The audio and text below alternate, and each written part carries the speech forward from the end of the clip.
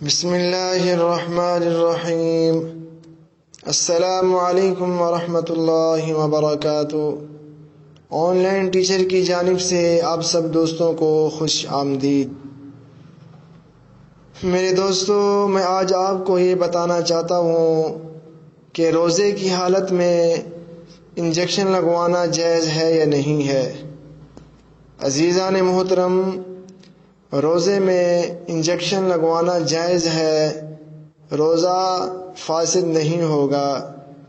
Injection وغیرہ لگوانے سے خواہ کسی مرض کے لیے ہو یا طاقت کے لیے روزہ فاسد نہ ہوگا، البتہ ضرورت روزے کے احساس نہ ہونے کے واسطے اگر طاقت کا انجیکشن لگوایا تو اس میں کرہت ہوگی۔